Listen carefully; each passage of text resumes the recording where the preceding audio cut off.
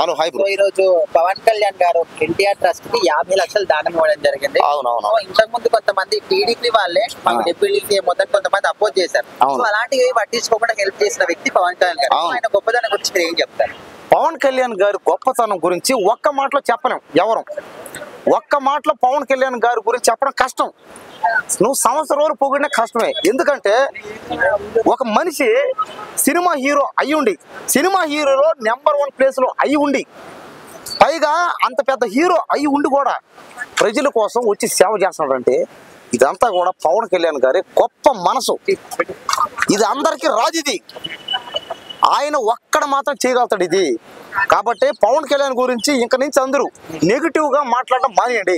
పని బాట లేని ఎదవులందరూ వచ్చి ఆయన మీద రకరకాలుగా మాట్లాడతారు.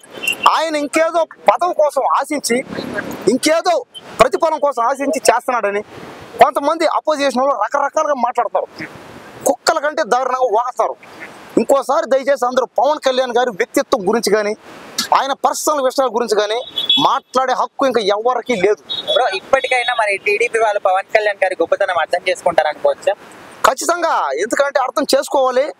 మొన్న కూడా అన్నారు డిప్యూటీ సీఎం గా పవన్ కళ్యాణ్ గారి ప్లేస్ లో నారా లోకేష్ పెడదామని. అది కరెక్ట్ కాదు. అది పవన్ కళ్యాణ్ గారిని సీఎం చేయాలంతే.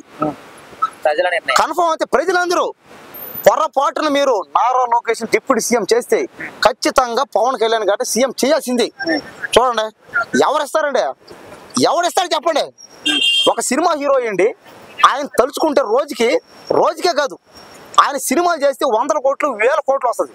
కానీ అవన్నీ వదిలేసి పేదవాళ్ళ కోసం, మనలాంటి పేదవాళ్ళ కోసం నిరంతరం పని చేయడం, కష్టపడడం, ఇది పవన్ కళ్యాణ్ గారి గొప్ప మనసు ఇది. కాబట్టి ఇదంతా కూడా ఏంటంటే ఖచ్చితంగా అందరూ సహాయం దాన ధర్మాలు చేస్తే మరి వాళ్ళ కొడుకుకి ఏమన్నా ఆస్తులు మిగులుతాయి అనుకోవచ్చా? ఏముందన్న, ఆయన రాజకీయాల్లోకి రావడం కారణాలు ఒకటే, పేద ప్రజలకి మేలు చేద్దామని. కాబట్టి పేద ప్రజలకు మేలు చేయాలని వచ్చినోడికి ఆస్తి పాస్తులతో ఏం పనే? ఇది కరెక్ట్ కాదు. ఇది ఆయన దగ్గర రీతిలో ఆయన చేస్తాడు. ఇప్పుడు ఆయన పిల్లలకి ఆయనకి ఇస్తాడు. ఆయన దగ్గర మేలు, ఆయన దగ్గర సహాయం చేస్తాడు. కానీ పవన్ కళ్యాణ్ గారు రాజకీయాల్లోకి రావడం కారణం ఒకటే, పేద ప్రజలకి సహాయం చేయాలి, పేద ప్రజలను కాపాడాలనే బాధ్యత వచ్చాడైతే ఉంటుంది. ఒకటి బాగిను నేను ఎటువంటి నీకు తెలియదు. ఎవడ్రా పవన్ కళ్యాణ్? దేవుడా? సార్ నమస్తే. సార్ నమస్తే. డిప్యూటీ సీఎం పవన్ కళ్యాణ్ గారు ఎన్టీఆర్ ట్రస్ట్ కి 50 లక్షలు దానం ఇవ్వడం జరిగింది. సో ఇంతకు ముందు అంటే టీడీపీ పార్టీలో ఉన్న వాళ్ళని డిప్యూటీ సీఎం గా వద్దు అని కొంతమంది అన్నారు. సో ఇప్పటికైనా ఆయన గొప్పతనాన్ని అర్థం చేసుకుంటారు అనుకోవచ్చా? కంపల్సరీ అర్థం చేసుకున్నారు కూడా. ఈ పార్టీకి చేసుకోవాల్సిన అవసరం కాదు, చేసుకున్నారు కూడాను. దాని దగ్గర అతను ఫ్రీగా మామూలుగా ఫస్ట్ గా తెలియక మామూలుగా నార్మల్ గా డిప్యూటీ సీఎం హోదాలో వచ్చాడు. కానీ అక్కడ సీఎం గారు చంద్రబాబు నాయుడు గారు కూడా టికెట్ కొని లోపలికి వచ్చాడు. ఈ కాన్వర్సేషన్ అంతా చూసిన తర్వాత అతను మనస్ఫూర్తిగా చెప్పాడు, మేడం గారు ఫ్రీగా పిలిచారు కానీ నేను వచ్చాను, కానీ నాకు సబబు అనిపించలేదు, కాబట్టి నేను 50 lakhs నేను డొనేషన్ మనస్ఫూర్తిగా చేయడానికి అంగీకరిస్తాను అని చెప్పేసి ఆయన మానవత్వాన్ని గొప్పతనాన్ని చాటుకున్నాడని చెప్పేసి మేము అందరం భావిస్తాం. అంటే టీడీపీలో ఉన్న వాళ్ళు ఇప్పటికైనా ఈయన గొప్పతనం అర్థం చేసుకుంటారా అనేది? ఆల్రెడీ మౌల్డ్ అయిపోయారు. టీడీపీ ఫస్ట్ వ్యతిరేకించారు. డిప్యూటీ సీఎం ఇంచుమించు దాదాపు చంద్రబాబు గారితో సమానం డిప్యూటీ సీఎం అంటే. ఇప్పుడు ఆ మౌల్డ్ చేసుకున్నారు కాబట్టి జనం కూడా ఇతని మంచితనాన్ని, ఇతను పరిపాలించే విధానాన్ని అన్నింటి సునిశ్చితంగా గమనిస్తూనే ఉన్నారు. గమనిస్తూ ఈయన ప్లస్ పాయింటే కానీ చంద్రబాబు గారికి మైనస్ పాయింట్ కాదు. ప్లస్ ఆంధ్రప్రదేశ్ రాష్ట్రానికి కూడా ఇతను ఉపయోగపడే వ్యక్తే కానీ కీడు చేసే వ్యక్తి కాదు. ఇతను ఉండటం వల్ల రాష్ట్ర డెవలప్మెంట్ జరుగుతుందని చెప్పేసి అన్ని రకాలు ఇప్పుడు 90% జనసేన టీడీపీ సపరేట్ అని ఎవరు అనుకోవట్లేదు. ఈక్వల్ అయిపోయింది రెండు కూడా. పరిపాలన ఇంచు ఆయనతో సమానంగా చేస్తున్నాడు. ఆయనతో ఇంకో 10 years చంద్రబాబు గారే ఉండాలి అని చెప్పి కూడా మనం చెప్పడం అనేది ఆయన మన మనస్తత్వాన్ని, మనోభావాన్ని జనానికి అర్థమైపోయింది.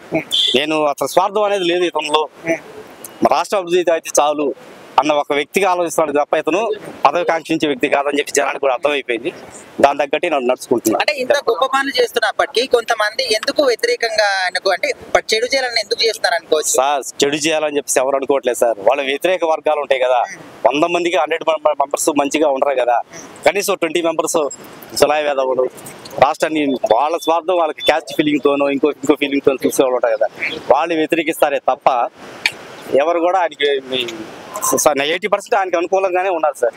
సో నెక్స్ట్ కాబోయే సీఎం పక్కా పవన్ కళ్యాణ్ గారు అనుకోవచ్చా? పవన్ కళ్యాణ్ గారే నేను చెప్పలేను సార్. ఏమో ఫ్యూచర్ లో లోకేష్ గారు కూడా ఛాన్సెస్ ఉన్నాయి. ఓకే. ఆయన ఒక విద్యాశాఖ మంత్రిగానే కాకుండా రాష్ట్రం డెవలప్ చేయడానికి నిధులు తీసుకురావడంలో కానీ అన్ని విధాలు ఎక్సలెంట్ గా వ్యవహరిస్తున్నారు. అది ఆ మాట కూడా మనం ప్రస్తావించారు పవన్ కళ్యాణ్ గారు. ఏమని, మన విద్యాశాఖ మంత్రి గారు రాష్ట్ర అభివృద్ధి కోసం పాటుపడుతున్న వ్యక్తి, చాలా బాగా చేస్తాను, ఆయనకి నా అభినందనలు తెలియజేశారు. అతని వెనక పక్కన పెట్టాలని చూడలేదు. సో దానివల్ల కూడా వాళ్ళిద్దరూ ఉన్నాయి chances, Pawan Kalyan or Lokesh. For ఏమన్నా మిస్టేక్ చంద్రబాబు గారు ఏమన్నా పక్కన వెళ్తే అంటే కొంతమంది సినిమా రంగంలో ఉన్న వాళ్ళని డౌట్ సార్, ఇప్పుడు పవన్ కళ్యాణ్ గారు ఎప్పుడు చూసినా దానాలు ధర్మాలు అంటూ ఉంటాడు కదా, మరి వాళ్ళ కొడుకుకి ఏం ఆస్తి మిగులుస్తాడు అనేది కొంతమంది డౌట్. ఆయనకి కొడుకే ఆస్తి, ఆయన కొడుకే ఆస్తి. ఆయన మంచితనాన్ని, ఆయన మానవత్వాన్ని పుణికి పుచ్చుకున్నారు కొడుకు. చాలా ఒబిడియంట్లీగా ఉంటాడు, మనం గమనిస్తూ ఉంటాం.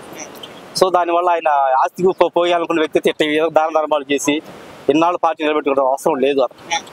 సో ప్రేక్షకుల అభిమానులే పెద్ద అభిమానులే ఆయనకి ఆస్తి, అదే సాధించాలి. నాకు అర్థం కాదు, రాజకీయాలు మానేసి 2 సినిమాలు తీసుకుంటే ఆయన జీవితాంతం బతకొచ్చు. ఎలాగా ఒక అద్భుతమైనటువంటి ఎంజాయ్ చేస్తూ ఆయన ఎప్పుడు మాట్లాడేవాడికి మనసే లేదప్ప. మనసు లేని మనుషులే మాట్లాడతారు ఆ మాటలు. పవన్ కళ్యాణ్కి డబ్బాసు ఉందని, డబ్బాసు ఉంటే ఇన్ని కోట్ల రూపాయలు ఎలా పనిచేస్తాడు? ఈ సన్నాసులు ఇంకా మారట్లేదండి ఎందుకో. కానీ అరే ఒక మంచోడిని పొగడండి రా, ఇంకో మంచోడు తయారవుతాడు. అర్థం, 50 లక్షలు పవన్ కళ్యాణ్ ఇచ్చాడు, నువ్వు కూడా పోటీ పడి 1 కోటి రూపాయలు. ఓరి చేతగాని సన్నాసులు ద్వారా ఇప్పటికైనా పవన్ కళ్యాణ్ గురించి మాట్లాడడం మానేది. అది నేను చెప్తున్నా. రాజకీయ నాయకులు కాదు అతను, పవన్ కళ్యాణ్ రాజకీయ నాయకుడే కాదు అసలు. నిజంగా చెప్పాలంటే అతను సేవ చేయాలని వచ్చాడు. ఆయనకి పదవులతో పెద్ద పని ఏం లేదు. పదవులు ఉంటే సంపాదించుకుంటారా? 100 కోట్ల రూపాయలు ఇస్తారా? ఒక 2 నెలలు డేట్స్ ఇస్తే 100 కోట్లు ఏం చేసుకుంటాడు అతను? ఆయనకి డబ్బు తప్పని లేదు, ఈ రోజుకి కింద పడుకుంటాడట, బెడ్ కూడా అవసరం లేదు. అలాంటి మహాత్ముడిని మీరు విమర్శిస్తున్నారంటే మరి మిమ్మల్ని ఏ భాషలో తిట్టాలి, ఏమని తిట్టాలి, ఎలా తిడితే మాకు కోపం తగ్గుతుంది చెప్పండి సార్. ఇప్పటికైనా టీడీపీలో ఉన్న వాళ్ళు ఆయన మంచితనాన్ని గొప్పతనాన్ని అర్థం చేసుకుంటారు అనుకోవచ్చా? అర్థం చేసుకోకపోతే పాతాళానికి వెళ్ళిపోతారు. ఆ టీడీపీ కూడా అవ్వచ్చు, వైఎస్ఆర్ కాంగ్రెస్ పార్టీ కూడా అవ్వచ్చు. టీడీపీ కూడా పైన దిగి వచ్చాడండి. టీడీపీ అయినా ఇంకో పార్టీ అయినా ఇంకో పార్టీ అయినా వేళ ఎలయన్స్ లో ఉన్నారు కాబట్టి ఇంకా ఎక్కువ గౌరవించండి రా సన్నాసులు. ఎన్నిసార్లు చెప్పాలి మీకు? అరే అతను ఉన్నాడు కాబట్టి ఇవాళ టీడీపీ ప్రభుత్వం ఉంది, కూటమి ప్రభుత్వం ఉంది. 21 సీట్లు గెలిచాడు, ఇంకేం లేదన్నారు. ఊరే ఒక్క నిజం చెప్తాను రా మీకు, గెలిచింది 21, కానీ ఓడించింది 164. ఇది మనసులో పెట్టుకోండి. అంతేగాని ఊరిక పేటరేగిపోయి నాశనం అయిపోవడానికి ప్రయత్నం చేయకండి. టీడీపీ ఊరికి చెప్తున్నప్పుడు ఓకే. పవన్ కళ్యాణ్ దాతృత్వం ముందు ఎవడో పనికిరాడబ్బా ఆంధ్రప్రదేశ్లో కానీ మన ఇండియాలో కానీ. ఇలానే ఉంటే సీఎం కూడా అయ్యే అవకాశం కూడా ఉంటుందంట. సీఎం పిఎం ఆయన పెద్ద గొప్ప ఏం కదండి, పవర్ స్టార్. ఇది చాలా అతనికి. అసలు ప్రాణం ఇచ్చేసే కుర్రోళ్ళు ఎంతమంది ఉన్నారు ఇప్పుడు? పవన్ కళ్యాణ్ పిలిపిస్తే ఎంతమంది ప్రాణం ఇచ్చేస్తారు? అలాంటి మహానుభావుడు మంచి స్టామినా సంపాదించుకున్నాడు ఫ్యాన్స్ లో. ఇంకొక క్వశ్చన్ ఏంటంటే, చంద్రబాబు నాయుడు విరామం నడిస్తే రాజకీయంలో ఇప్పుడు సీఎం పదవి ఎవరికి ఇచ్చే అవకాశం ఉంటుందంటే ఏం చెప్తారు? సీఎం పదవి విరామం ఎందుకు ప్రకటిస్తాడు? ఆయన బతుకుందని చెప్పి 10వ కోసం పాకులాడు. వయసు అయిపోయింది కదా. వయసు అయిపోతే ఒకవేళ ఏదైనా కుట్ర చేయాలనుకుంటే మన లోకేష్కి ఇచ్చేసి పక్క తప్పుకుంటారు. ఆయన సమర్థుడితే పరిపాలన చేస్తాడు, అసమర్థుడైతే ఇస్తారా లేదా లోకేష్ ఇస్తారంటే ఏం చెప్తారు? అది పవన్ కళ్యాణ్కి ఎవరండి ఎతికిస్తారు? వాళ్ళు 134 సీట్లు ఉన్నాయి. వాళ్ళు అప్పుడు కూడా ఇదే తీసుకొస్తారు, 21 తీసుకొస్తారు. ఆ తర్వాత వాళ్ళకి జరిగే పరిణామం చాలా తీవ్రంగా ఉంటుంది. అంతే. Thank you.